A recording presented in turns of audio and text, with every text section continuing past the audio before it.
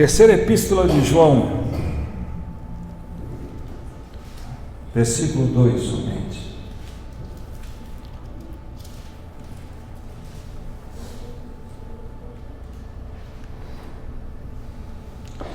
Antes de Apocalipse, antes de Judas, a última epístola de João, depois da epístola de Pedro. Terceira epístola de João, versículo 2. Diz assim a palavra de Deus: Amado, acima de tudo faço votos por tua prosperidade e saúde, assim como é próspera a tua alma. Amém. Vamos orar. Ó Deus, obrigado, Senhor, pela leitura da tua palavra, obrigado, Senhor, por nos conceder o livre acesso a ela, obrigado, Senhor, por nos permitir ouvi-la. E a partir daí, Senhor, sermos iluminados pelo Teu Santo Espírito e penetrados pelo poder do Evangelho, de modo que possamos verdadeiramente sermos tocados e transformados à luz da Tua palavra, para o louvor da Tua glória. Senhor, fala, porque precisamos Te ouvir. Em nome de Jesus. Amém. Amém. Hoje eu quero compartilhar com vocês algo que é muito importante em nossas vidas, mas que muitas vezes nós não conseguimos entender na sua plenitude, ou pelo menos na sua essência. Eu queria falar de duas coisas que sempre tem que caminhar juntas, nunca separadas, nunca divorciadas. Elas se complementam, elas se completam, elas se tornam uma coisa só, que é saúde e crescimento espiritual. Saúde e crescimento espiritual. Essas duas coisas, elas não são dependentes, elas sempre estão juntamente, elas estão conectadas, ligadas, quando a gente quer falar verdadeiramente de saúde e crescimento espiritual. E você percebe que o apóstolo João está dizendo, ele está celebrando, faço votos pela sua prosperidade, pela sua saúde, assim como é próspera a tua alma. Antigamente, no tempo dos gregos e os romanos, as cartas eram enviadas começando com votos de saúde física, Eles começavam todas as cartas que mandavam, as mensagens que mandavam uns para os outros, os gregos, os romanos, era primeiramente com votos de saúde, valorizando a saúde, o quanto se valoriza a saúde, Mas o importante, será que saúde se restringe a só saúde física? Porque as pessoas só se preocupam com isso, buscam médicos, remédios, tratamentos, fazem ginástica, fazem isso, fazem aquilo, pautando na sua saúde física, que é importante. Claro que é importante você cuidar da sua saúde física, cuidar do corpo. Mas, mais importante do que sua saúde física é sua saúde da alma. Essa é muito mais importante. O bem-estar da alma é muito mais importante do que o bem-estar do corpo, ainda que a gente saiba o quanto é importante o bem-estar do corpo. Não adianta eu fazer ginástica, eu fazer dieta, não adianta eu procurar os melhores médicos, ter os melhores planos de saúde, não adianta eu ter, se eu não tenho saúde, bem-estar no meu interior, na minha alma. E é incrível como as pessoas não dão tanta importância a isso. É incrível como nós que ouvimos a palavra de Deus e que entendemos que a parte mais importante da nossa vida é o nosso interior e não o exterior, damos pouca importância a isso. Talvez isso possa responder porque tantos casos hoje de pessoas com estruturas emocionais totalmente destruídas, totalmente em frangalhos. Por que será que as pessoas estão tão carentes e as pessoas estão tão dependentes de profissionais na área da saúde psíquica, na hora da saúde emocional? Porque talvez valorizam o corpo mas não sabem cuidar da sua alma, do seu coração, do seu ser interior, da onde procede os pensamentos, da onde procede o intelecto, da onde procede as emoções, da onde procede as vontades, os desejos, as volições. Quando a palavra de Deus diz sobre doutrina, ela está sempre nos chamando, somente os apóstolos sempre nos chamando a sã doutrina. O que é sã? Saudável. Isso denota que aquele que tem uma doutrina saudável, além de ele adquirir saúde interior, ele é saudável para receber, para responder a essa doutrina. Então, se muitas vezes pessoas dizem que igreja é lugar de gente doente, não, a igreja tem que ser lugar de gente que é saudável quando tem uma sã doutrina alimentando a vida deles.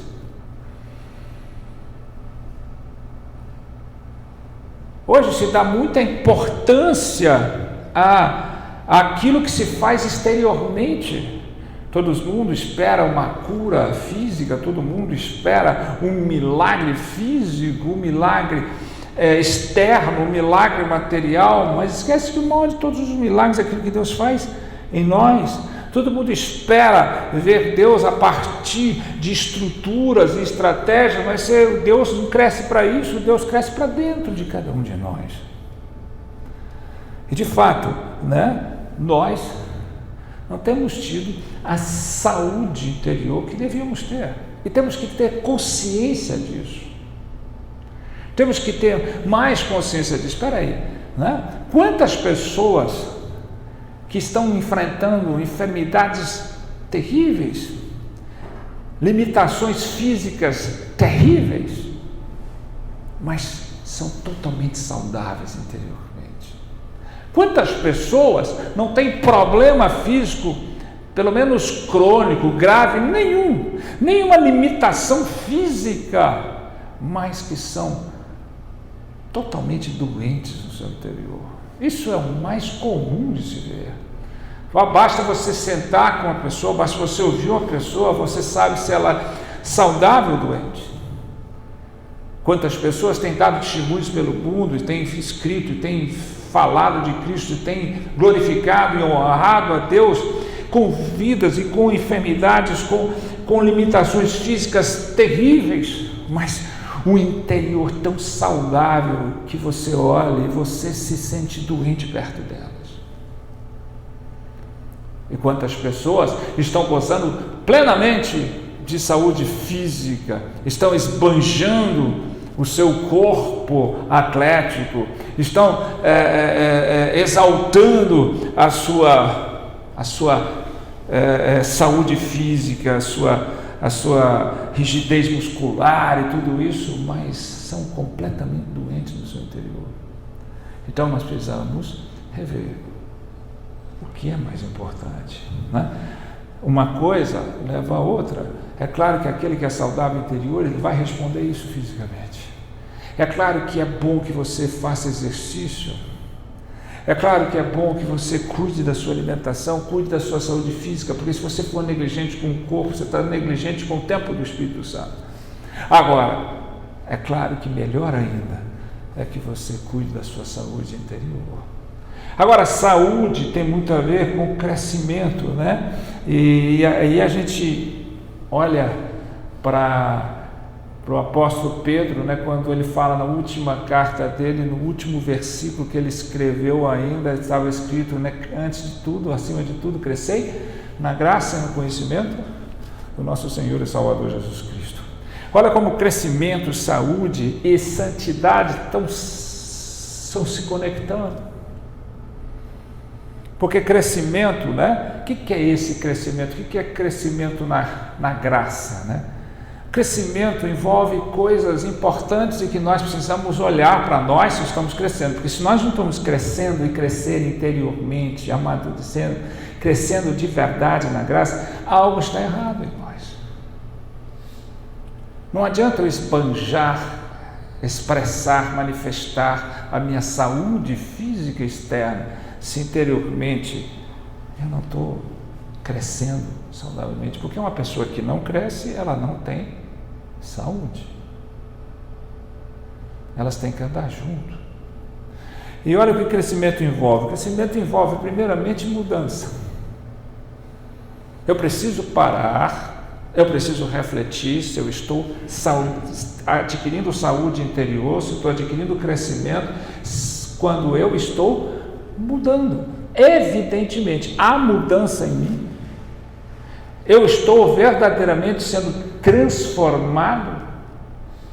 Há mudança na minha maneira de pensar, há mudança na minha maneira de agir, nas minhas atitudes, há mudança evidente no meu comportamento, há mudança no meu coração, há mudança de fato em minha vida. Eu estou mudando daquilo, eu não respondo mais aquilo que eu era, a velha criatura, eu estou mudando cada dia. Mudança não se anuncia, se evidencia. Há evidência de que eu a cada dia estou mudando.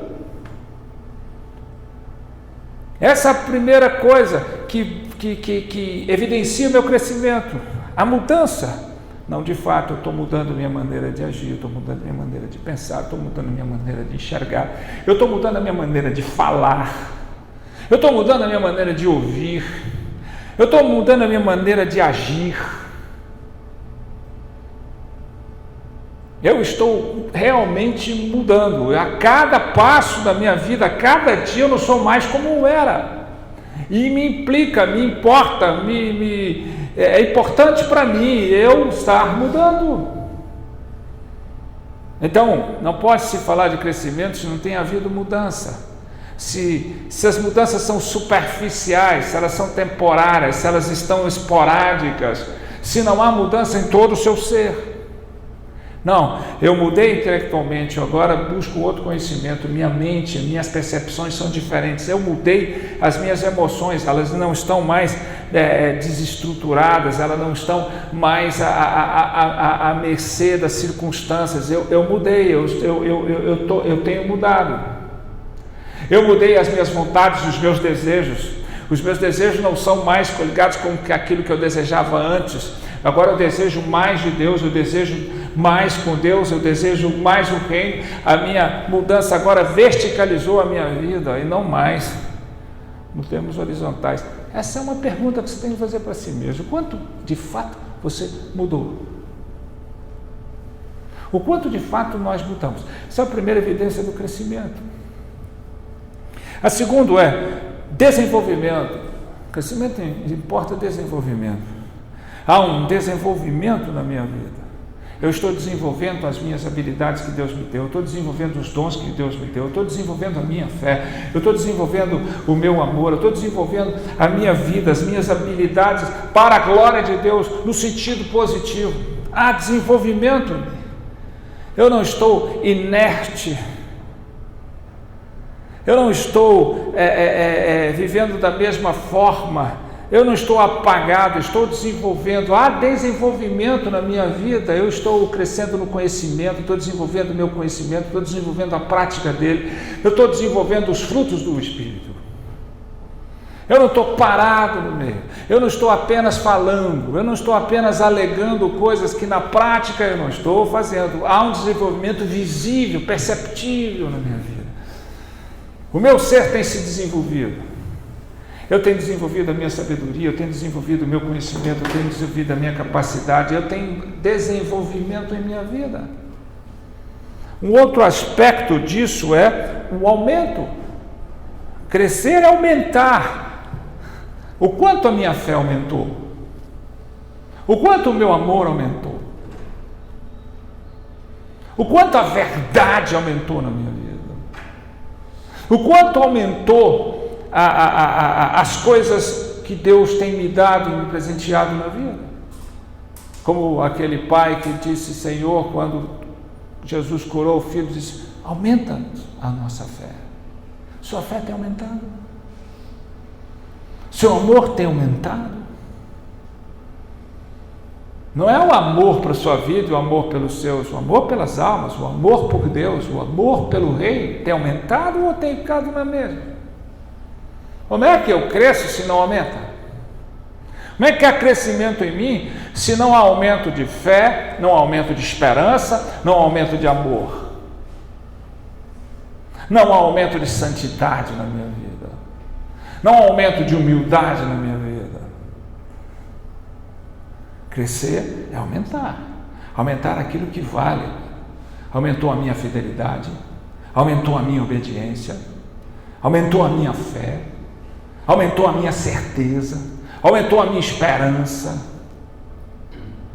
Então, o que eu estou crescendo?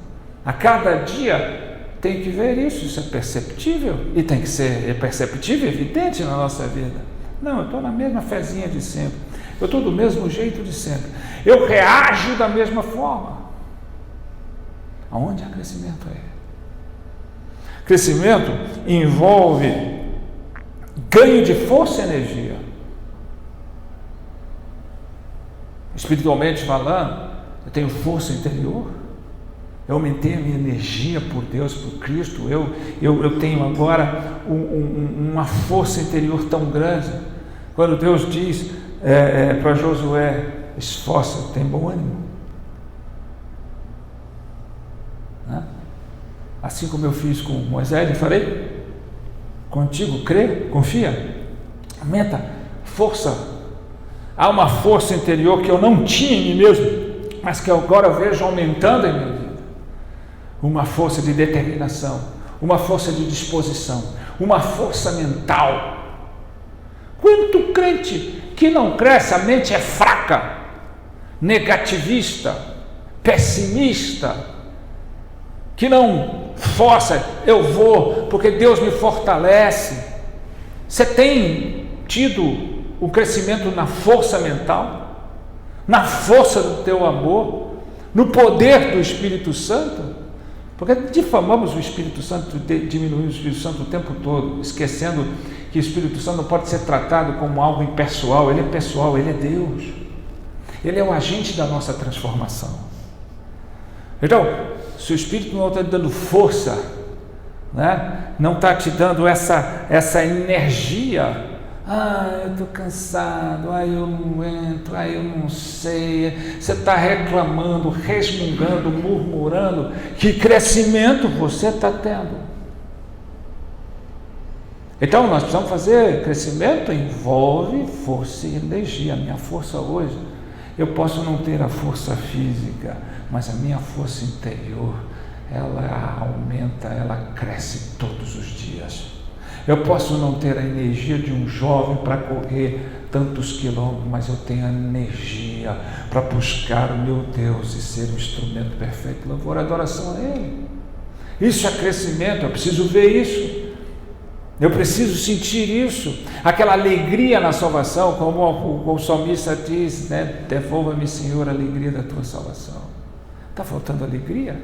Está faltando prazer em Deus? Que energia é essa que está sendo apagada? Crescimento também envolve avanço.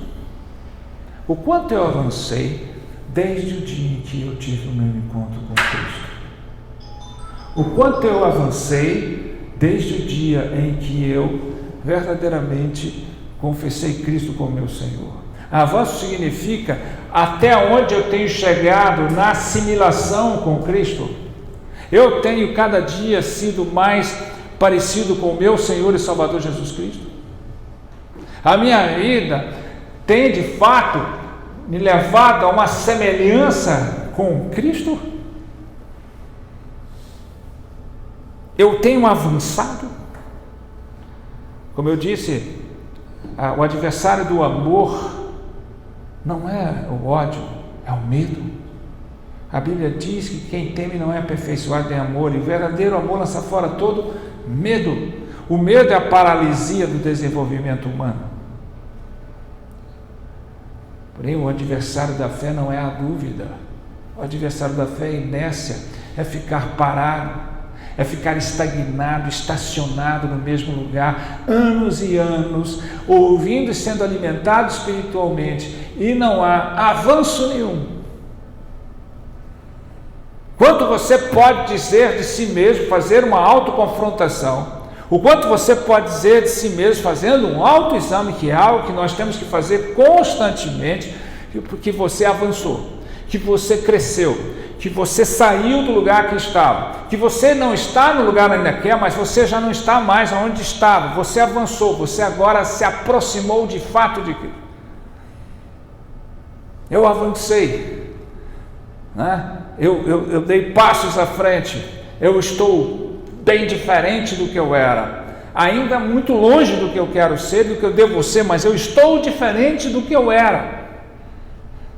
Eu estou avançando, é evidente em mim. Qualquer pessoa que me olha hoje, que me olhou um tempo atrás, pessoas que sabem identificar, ouvir, você está diferente, você cresceu, você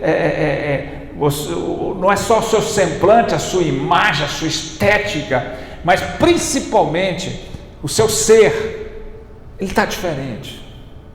Sua luz que brilha diante do seu ser, ela está mais intensa, a luz de Cristo que brilha em você. Também crescimento envolve aprofundamento. Vivemos uma sociedade superficial e isso é óbvio e incontestável. Uma sociedade que não sai do raso, né? E o pior é tentar detectar a questão da igreja. Hoje nós temos igrejas grandes, empapuçadas de gente, com estruturas fantásticas, faraônicas, obras supermodernas e um monte de coisa, um monte de modismo, um monte de ondas, mas muitas vezes o que a gente vê é a igreja que tem uma largura de 500 quilômetros e uma profundidade de 1 centímetro. São largas, são cheias de coisas, mas a profundidade é quase zero. Não tem profundidade nenhuma, tem largura, tem extensão, mas não tem profundidade. Você cresce, você tem que crescer com profundidade, você tem que ter raiz profunda para depois fazer sombra para os outros. Tem um monte de igreja que tem raiz rasa, querendo fazer sombra para todo mundo. Então, onde está a sua profundidade? Tenho anos de cristianismo, anos de igreja. Quantos livros você leu? Quantas vezes você leu a Bíblia? Quantos conhecimentos você adquiriu nesse tempo? O quanto você está interessado em discutir? É incrível como você sente. E agora eu falo para os crentes, com crentes, e você conversa, e você não vê 1 centímetro a mais de profundidade nas conversas. Continua a mesma conversa de sempre. Essas pessoas não conseguem ir mais fundo. Eu lembro que nos anos 80, 90 do século 20, as pessoas vinham com aquelas ondas de maldição hereditária. Na verdade, a maldição que existe na sociedade como na igreja é a superficialidade. Não tem profundidade. O mundo não precisa de homens inteligentes, capazes, competentes. O mundo precisa muito mais de gente profunda, que pensa mais profundo, que pensa mais fundo, que vai mais fundo, que não fica na superficialidade e na artificialidade da vida. Quanto eu estou aprofundando? O quanto eu sei mais? O quanto eu conheço mais? O quanto eu tenho me enriquecido de conhecimento? Meu povo perecerá por falta de conhecimento. Não, eu não ligo, eu não esquento. Não, eu gosto disso, eu não gosto daquilo. Não tem. Isso não é justificativa. Não é justificativa.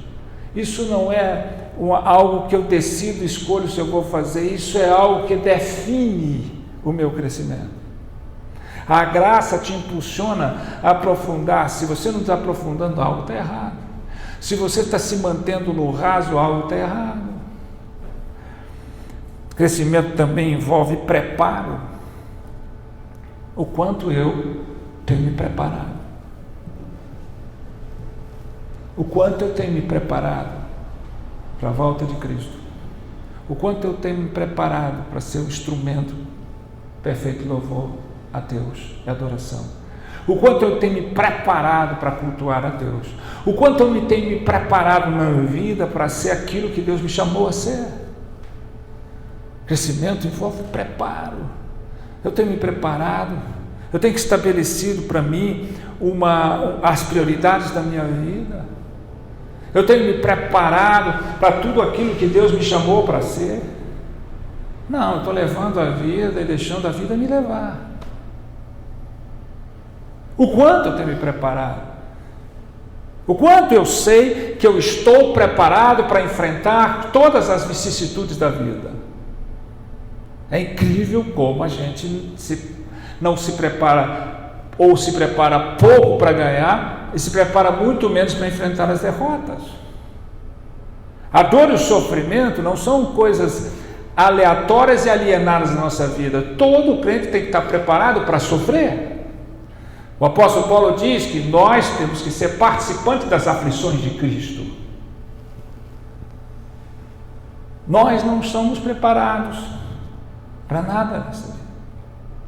Então, crescimento envolve preparo. Eu me preparo para enfrentar as dificuldades da vida, me preparo para superar os montes da vida, me preparo para ser aquilo que Deus determinou que eu seja. Crescimento envolve também maturidade.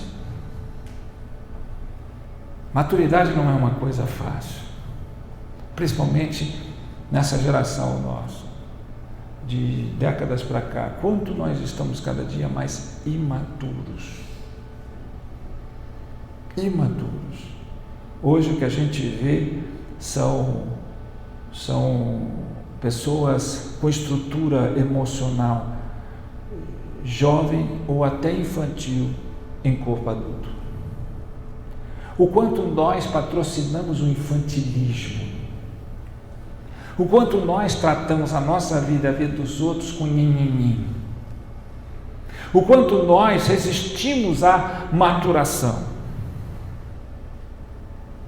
Maturidade é aquilo que vai me dar coragem contra a incredulidade. Maturidade é aquilo que vai me dar coragem para vencer o medo na minha vida. A coragem que nós temos que ter para vencermos e vivermos uma vida vencedora em Cristo, seja em qualquer instância, em qualquer circunstância, ela emerge não de uma segurança aumentada, mas de uma maturidade espiritual intensificada. Maturidade é a capacidade de lidar com o contraditório sem se perder, ou seja, aquilo que mais define e evidencia a nossa imaturidade são as nossas reações. Como é que nós reagimos à vida? Como é que nós reagimos a tudo que nos envolve? Quanto eu tenho amadurecido? Então, crescimento espiritual, saúde verdadeira interior, denota todas essas coisas, denota mudança, desenvolvimento, aumento, ganho de força, energia, denota avanço, aprofundamento, preparo, maturidade, todas essas coisas. Eu aprendo e compartilho. Até quando nós estamos crescendo? Isso tem que ser evidente. Né? O seu crescimento na graça, o nosso crescimento na graça, é medido da seguinte forma. Primeiro, eu já compartilhei isso, é interessante. Como é que é medido isso? Medido se o seu senso de pecado está mais aprofundado. Como é que está o seu senso de pecado? Ele está mais profundo ou ele está raso?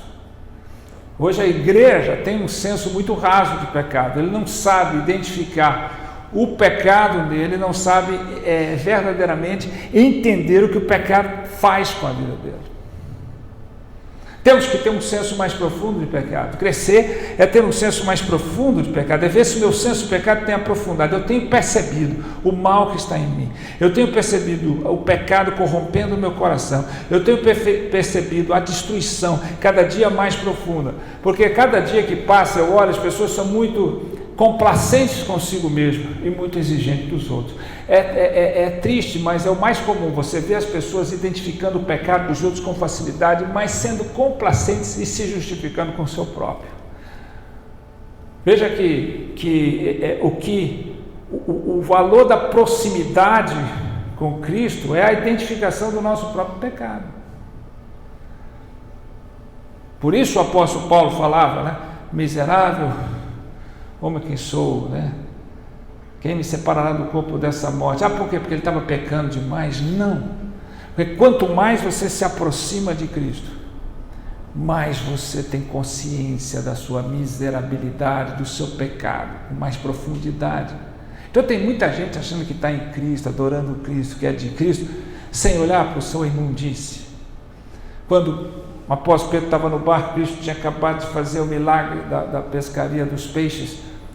Pedro, ao identificar o milagre de Cristo ali, Pedro não disse: me abraça aqui, Senhor, eu não quero mais sair de perto de ti. Não, o que Pedro fez: aparta-te de mim, porque sou pecador. Ele viu o pecado dele, ele não viu a luz de Cristo. Ela não serve para eu ver como Cristo é, a luz de Cristo serve para eu ver como eu sou.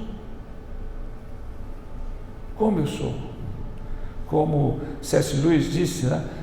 Eu creio no Evangelho assim como creio no brilho do sol, não porque eu posso ver o sol, mas porque através do sol posso ver todas as coisas. O seu senso de pecado está mais profundo, sua fé está mais forte, né? Tem que ver se a sua fé tem crescido, tem se fortalecido, ou sua fezinha é aquela fezinha de recurso. Uma fé mais forte é uma fé que me faz não só enfrentar as situações da vida, mas uma fé que me caminha para a transformação, uma fé que crê e descansa nas promessas de Deus, que confia mais em toda qualquer situação. Sua fé está mais forte, sua esperança está mais iluminada. Nós continuamos ainda com aquela esperança utilitária. A única esperança que nós temos é que essa vidinha nossa aqui vai melhorar e que nós vamos conquistar as coisas aqui. Ou você tem iluminado a sua esperança mais nas promessas de Deus e olhando para a eternidade?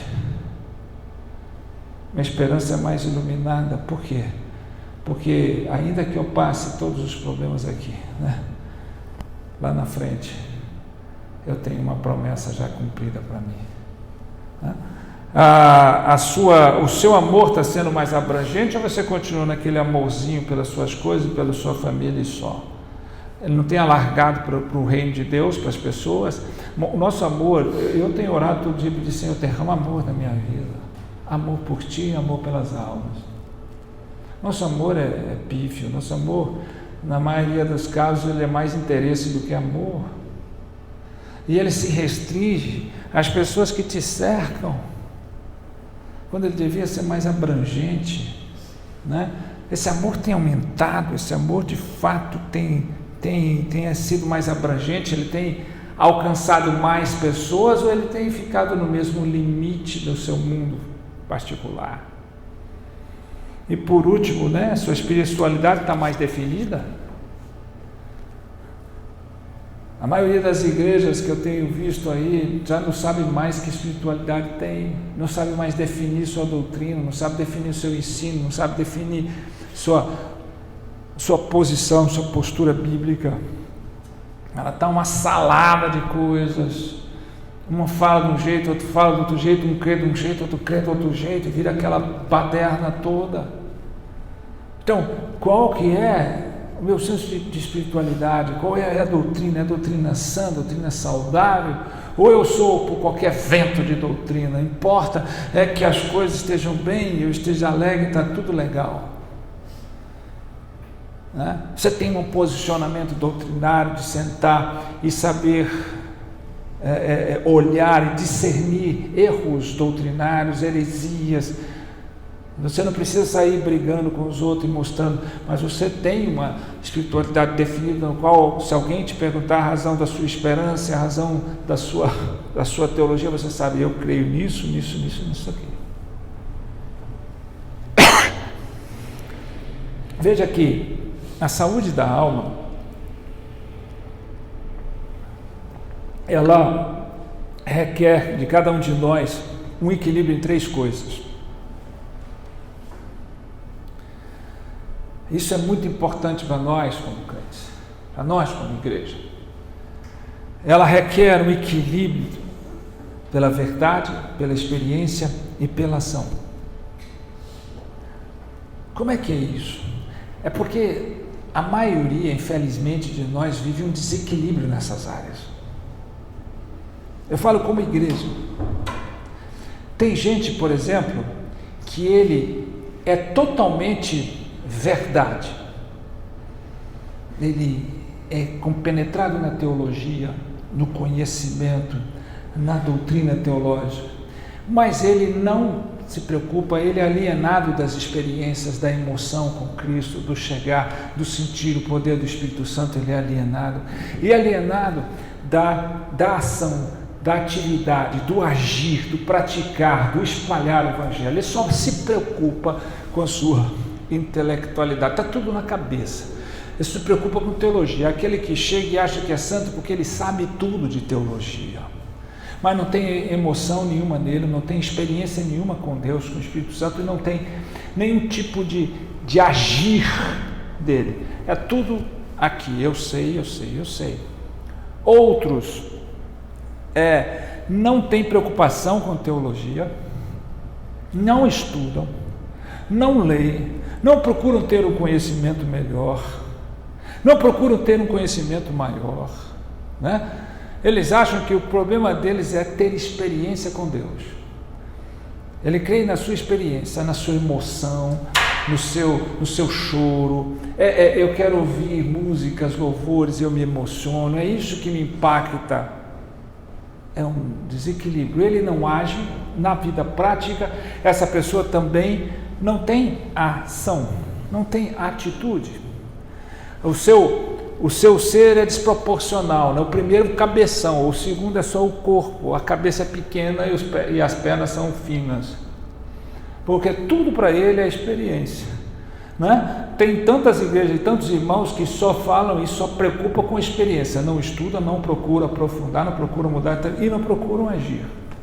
E tem outros que não se preocupa com estudar, com conhecimento, não se preocupa com teologia, ele acha que isso aí não tem nada a ver, ele não se dedica a aprender, a conhecer, também não se preocupa com experiências, com emoção, com chegar mais perto de Cristo, com sentir a força e o poder do Espírito Santo. Ele só se preocupa com ativismo, construir, fazer, ornamentar. Então tem líderes, por exemplo, que a única ocupação deles é construir igreja, administrar a igreja, fazer a coisa crescer, mas ele não está preocupado em crescer intelectualmente, não está preocupado em crescer na experiência. Então você vê que há uma desproporção, e isso é muito perceptível nas igrejas hoje em dia. Quantos de nós não somos assim? Não, eu sou assim, eu gosto da experiência, eu gosto de sentir, meu Deus, eu gosto de sentir a força do Espírito Santo, eu gosto de sentir a emoção, me arrepiar no Espírito Santo, mas, teologia não é comigo, estudo não é comigo, ler não é comigo, eu não faço muitas coisas, eu cuido da minha vida ali, mas eu sinto o Espírito Santo. Outros querem fazer um monte de coisa, um ativismo total, faz isso, serve para cá e puxa para lá e arruma para cá, me chama que só me chamar, mas não se preocupa em conhecer, não se preocupa em sentir nada, é só ativismo. E o outro é só conhecimento. Entendeu? Esse desequilíbrio, ele tem que ser tratado. Então, o crente que cresce e tem saúde interior é aquele que consegue achar o equilíbrio nessas três áreas. Ele tem uma sede de aprender, de conhecer, de ter uma doutrina saudável, de ter um conhecimento bíblico, de conhecer a teologia.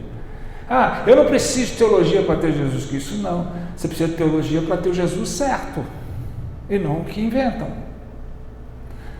Para ter uma palavra de Deus correta. Você tem que ter uma harmonia com essa emoção, com esse sentido, o poder do Espírito Santo, e não negligenciar o poder, o agir do Espírito Santo na nossa vida. Tem que ter uma harmonia de que tudo isso vai te levar a agir a preocupar com as almas, a preocupar com a obra de Deus, a priorizar o reino de Deus e a sua justiça. Então esse equilíbrio precisa ter. E quando a gente fala em santidade, gente, que resume tudo isso, né? Porque hoje se fala pouco em santidade, né? Santidade é de fato a busca de ser como Cristo é. Santidade não é puritanismo. Santidade é viver uma vida que avança à semelhança de Cristo, né? A gente pode entender que a linguagem de salvação ela tem duas conotações. A salvação tem uma conotação, uma linguagem de reconciliação e de assimilação. Reconciliação porque salvar é nos reconciliar. Cristo veio para nos salvar, para nos reconciliar com Deus, porque éramos inimigos de Deus, agora passamos a ser filhos de Deus em Cristo Jesus. E de assimilação, que nos chama a ser como Cristo é. Ou seja, eu tenho que viver a imagem do meu Senhor e Salvador Jesus Cristo. Isso é o chamado, isso é santidade. Santidade é cada dia mais eu ser menos eu, mais Cristo em mim. Ela envolve isso, é tudo isso que é santidade. E ela começa desde o já, que já veio Cristo, até o ainda não, até Cristo voltar. Santidade é a única coisa que é ato contínuo, porque a justificação é um ato só. Pá! Você crê, é regenerado, justificado pela fé salvífica. Agora, a santidade, ela contínua. Você continua cada dia procurando ser o que Cristo é. Né? Como Jesus Cristo disse, sede perfeito como? Sou perfeito. Buscai a perfeição do varão, né? A varonilidade do varão perfeito, que é Cristo Jesus. Então, como diz a Bíblia, né? A vereda do justo é como a luz da aurora, que brilha mais e mais até tornar-se o dia perfeito. Então, a natureza da santidade é a transformação. E transformação é o quê? Mudar-se para ser como Cristo é. A natureza da santidade é transformação. Se não há transformação, não tem havido santidade. E transformação é mudar-se para ser como Cristo é. No exterior, a santidade reflete e evidencia o quê? Obediência. É evidenciado pela obediência. E no interior, por amor em ação. É quando o nosso amor age. Melhor do que falar de amor é quando o nosso amor fala.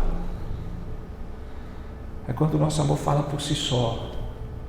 Né? E amor não é passar a mãozinha e o pano nos erros dos outros. Amor também corrige.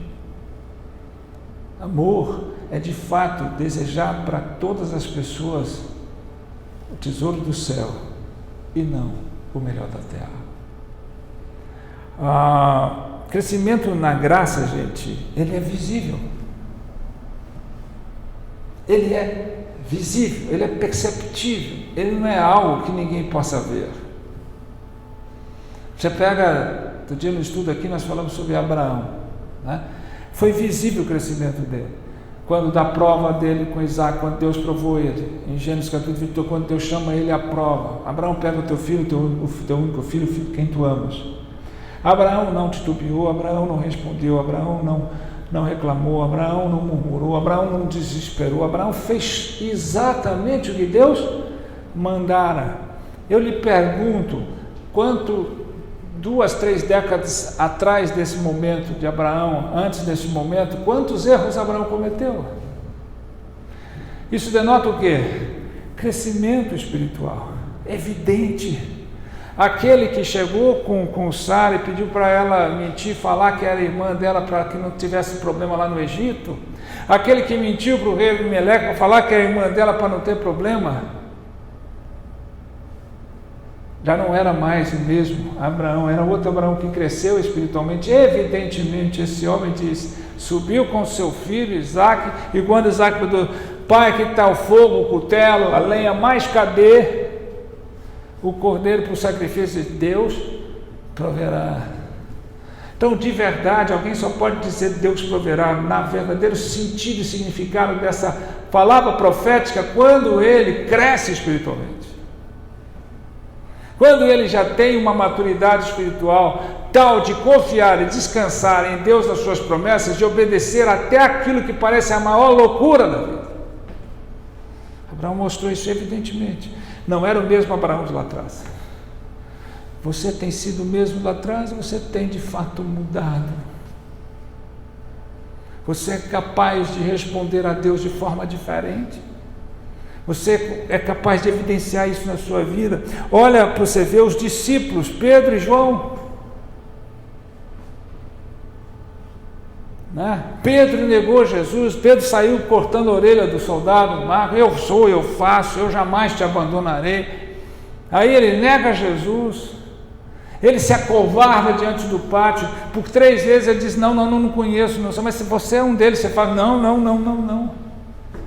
Mas depois, esse mesmo Pedro que temeu, que correu, foi o mesmo Pedro que chegou diante do paralítico, diante do templo com o risco de ser perseguido, morto e sacrificado pelas autoridades, de vê-lo, ele disse, levanta e anda, sem temer nenhum tipo das autoridades religiosas.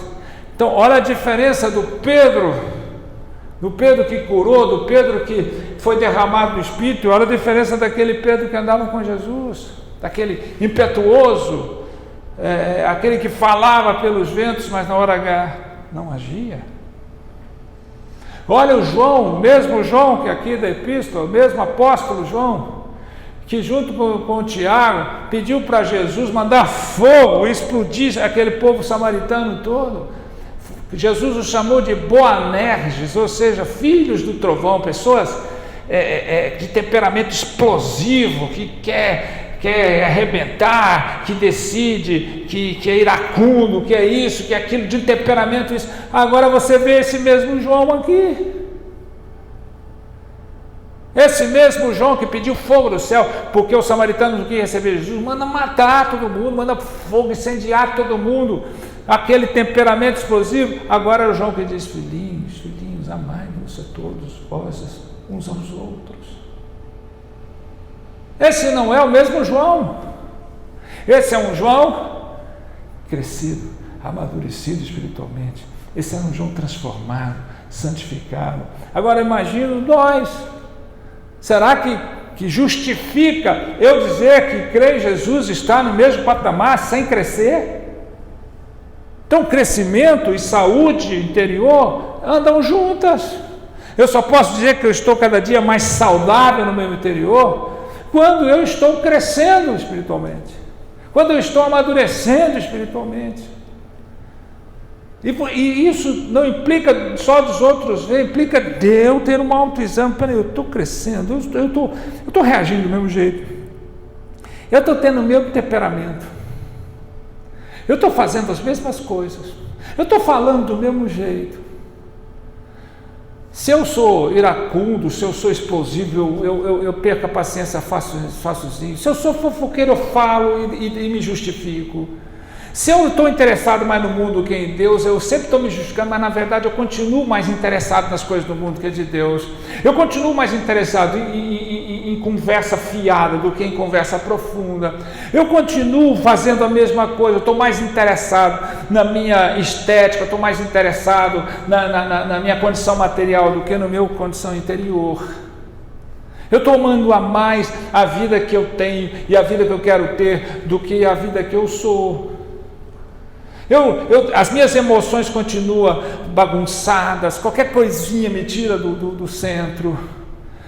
Eu me desespero com qualquer coisinha, eu não tenho estrutura para enfrentar as coisas. Que crescimento eu estou tendo? Eu tenho que ter autocrítica. Eu estou mudando de fato ou eu estou do meu jeito? Na igreja eu sou um santo, quando eu saio daqui parece que eu viro um mundano disfarçado.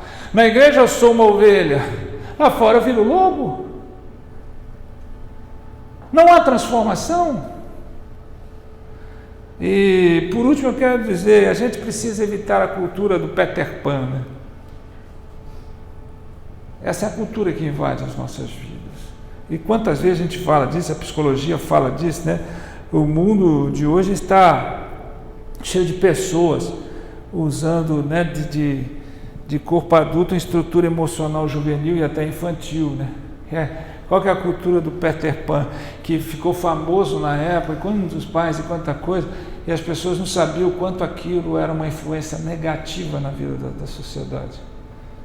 Porque eu era um menino que só queria brincar e não queria crescer. Hoje a gente vê as pessoas que a única coisa que elas querem é brincar, divertir, ser feliz, mas não quer crescer. Por isso, a palavra de Deus, ela dá ordem, ela não te chama atenção para o crescimento, ela te ordena, crescei. É bem afirmativo, é bem enfático. Antes, crescei na graça e no conhecimento do Senhor Jesus Cristo. Não está dizendo assim, veja se você cresce, veja se você adquire, não. Crescei. Porque se você não crescer, você não vai dar fruto, e quem não dá fruto, o Senhor arranca e joga fora. Então, o apóstolo Paulo está dizendo, sim, amado, acima de tudo, faço votos pela sua prosperidade, pela sua saúde, mas assim como é próspera a tua alma. O que é que você mais deseja das pessoas? Que elas sejam saudáveis, prósperas. A gente ouve as pessoas chegando e dizendo assim, o importante é ter saúde. Que saúde é essa? Graças a Deus eu tenho um plano de saúde. Graças a Deus eu tenho minha aposentadoria. E descansa nisso. E você vê pessoas doentes com contas bancárias cheias, pessoas doentes com o estado físico intacto, doentes interiormente. A alma não é próspera, a alma está em frangalho, a alma está numa miséria total. Esse corpo que nós temos que cuidar, ele vai ficar, porque o corpo que nós vamos ter depois é glorificado, não é mais esse corpinho físico que você dedica a ele. Se é importante dedicar a ele, se é importante dedicar a sua prosperidade, mais ainda, a prosperidade da sua alma.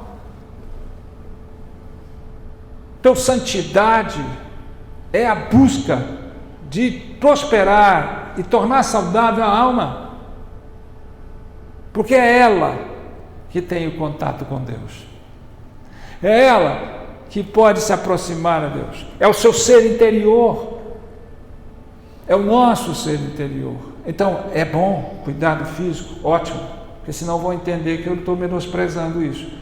É bom cuidar das coisas, conquistar e realizar, ótimo, mas melhor ainda é a prosperidade da alma. Melhor ainda é o crescimento interior. Melhor ainda é a saúde interior. Olha para ela, faça um autoexame, observe para você ver. Não seja um doente de corpo são. Seja um saudável interior, mesmo que o seu corpo não esteja respondendo. Né?